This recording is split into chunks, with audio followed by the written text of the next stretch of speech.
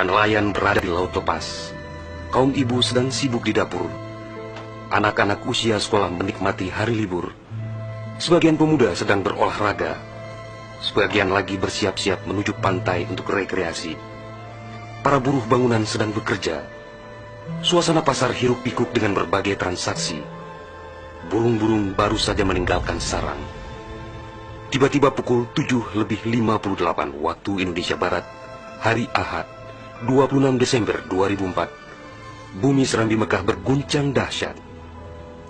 Guncangan gempa pada 8,9 skala Richter itu berlangsung puluhan menit tanpa henti. Bumi bergerak ke bawah dan ke atas, ke kiri dan ke kanan, berayun-ayun terus-menerus. Orang-orang berlari keluar rumah, berkumpul di jalan-jalan dan lapangan terbuka. Mereka seperti berada dalam tampi. Kepala terasa pusing, sehingga banyak yang terjerembab ke bumi.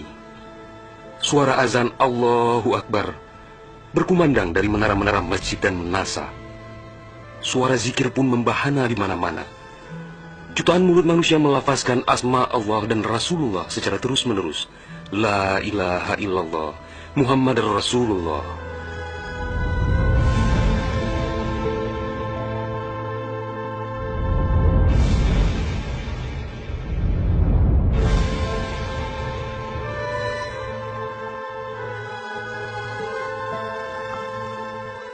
Seusai gempa dahsyat itu, sebagian orang pergi untuk melihat-lihat situasi, karena terbetik kabar bahwa di tempat tertentu ada bangunan yang rubuh, ada tanah yang terbelah, dan ada pula rumah yang ditelan bumi.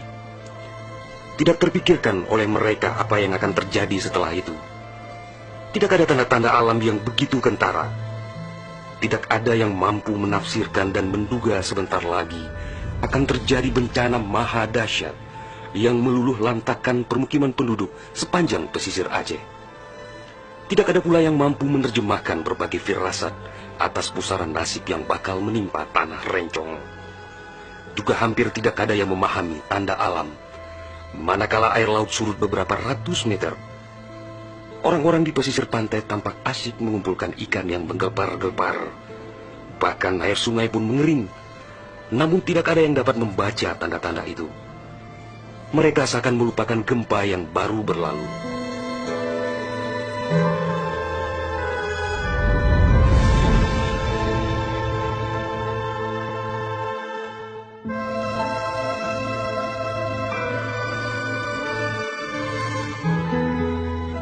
Di berbagai tempat, orang-orang sibuk memperbincangkan gempa sangat dahsyat itu yang belum pernah mereka alami.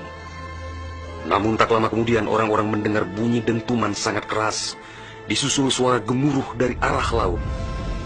Bunyi dentuman itu terdengar sepanjang pesisir Aceh Besar, Banda Aceh, Aceh Jaya, Aceh Barat dan Nagan Raya. Orang-orang mengira itu adalah bunyi bom. Memang sebelumnya sering terdengar bunyi bom yang menghiasi kehidupan orang Aceh ketika itu, karena Aceh dalam situasi konflik bersenjata.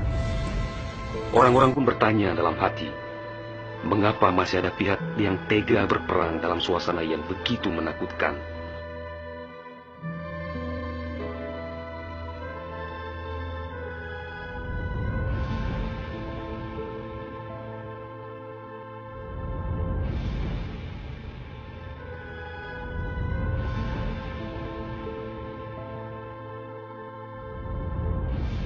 Orang-orang mengira pagi itu hanya sekedar gempa. Mereka sama sekali tidak menduga bahwa bunyi dentuman keras tersebut adalah akibat patahan lempengan bumi yang berpusat di Samudra Indonesia, sekitar 149 km sebelah selatan Calang Aceh Jaya. Dan itulah penyebab gempa. Di samping kehendak Allah pemilik alam semesta, belum sempat mereka bernafas lega akibat gempa. Dalam suasana gebalau dan kucar-kacir itu, tiba-tiba daratan diterjang air laut. Air berwarna hitam pekat itu datang sangat tiba-tiba dengan suara gemuruh yang menakutkan. Ia berlari sangat cepat, menerjang apa saja yang dilaluinya. Di tempat-tempat tertentu air mencapai ketinggian 18 meter. Bahkan ada yang mencapai 35 meter, seperti di kawasan Lokna. Dari jauh air yang beringas itu tampak bagaikan rupa naga yang menggeliat-geliat mencari mangsa. Air dengan kecepatan 900 km per jam itu bagaikan bulldozer yang melumut apa saja yang ditemuinya. Orang-orang berusaha menyelamatkan diri dengan berbagai cara.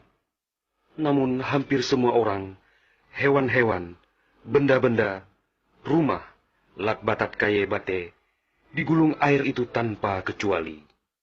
Semua wilayah yang dilaluinya pun hancur berkeping-keping. Air laut yang datang menyamai kecepatan pesawat terbang itu, ternyata namanya tsunami.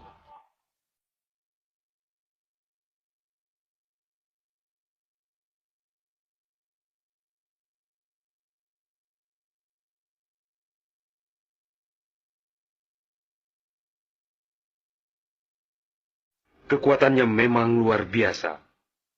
Kapal apung PLN yang diparkir di perairan Uleliu, Banda Aceh, digelandang tsunami sampai 3 km ke darat. Kapal itu sekarang menjadi objek wisata tsunami. Demikian juga kapal angkut Semdalas milik PT SAI diseretnya ke atas badan jalan negara Banda Aceh melabuh di Lokna. Kapal-kapal nelayan ukuran besar yang diparkir pelabuhan ikan di Lampulo, Banda Aceh, banyak yang terdampar ke pusat kota. Termasuk mesin cetak harian Serambi Indonesia digerungcut di bawah tsunami sejauh 1 km. Kendaraan roda 4 hancur tak berwujud. Rumah dan toko-toko serta bangunan lain yang kokoh pun hancur lebur rata dengan tanah. Semuanya di luar dugaan manusia, seakan sebuah mimpi buruk yang sangat langka.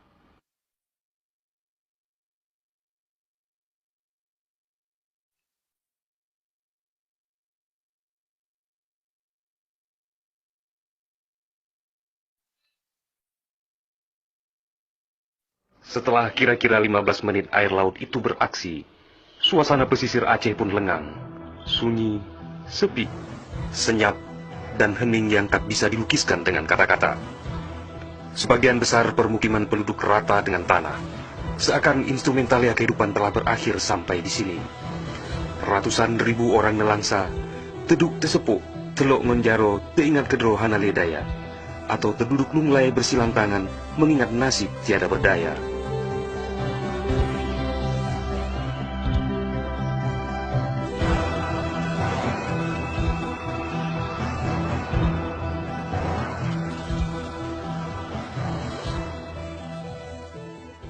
Tsunami yang diakibatkan gempa tektonik itu juga melanda Malaysia, Thailand, India, Maladewa, Sri Lanka,